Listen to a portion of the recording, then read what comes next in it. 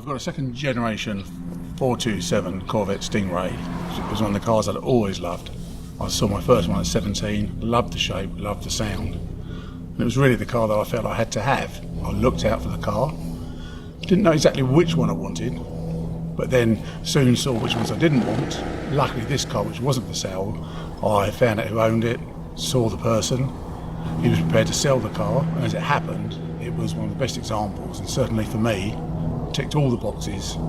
Fast, reliable, even has road holding, and a fantastic colour. And it's the car for me, the car that I'd always wanted.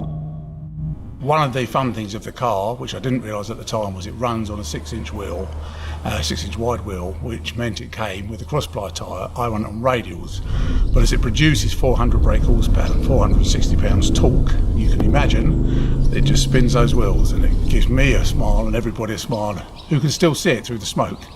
It's got a tri-power engine, which means it sucks in lots of fuel and lots of air, and it's just fantastic.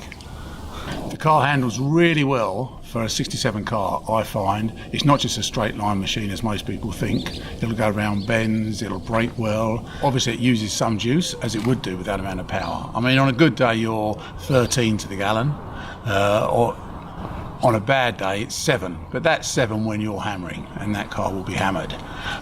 It's reliable. We've had no major breakdowns at all. We've had just a couple of very minor things in it in the 15 years that I've owned the car, and I drive the car well. The point of owning that car is to have fun, take it out on a Sunday morning, a little bit of hoodlumming, and just really use the car. Don't just polish it and leave it in the garage. It hasn't lost me any money. In fact, it's made me money. I paid just under 20,000 for it 15 years ago, and it's worth easily 5 times that now. Running costs have been negligible. There's obviously been fuel and just a few minor bits and pieces, but hardly anything at all. So from my point of view, it's been a great investment. As far as value goes, it's a fun car. It's a car that you should use. You shouldn't be obsessed with the increase in value. I never have been. It's not for sale. It's a car I've always wanted and always loved. And also you can drive at 145 miles an hour. Private roads, of course, smoke those tyres, and it's just wonderful. And the value doesn't really come into it, and it shouldn't do. If you're looking to buy a classic car, it's important to actually buy the car that you're going to enjoy and the car that you really like.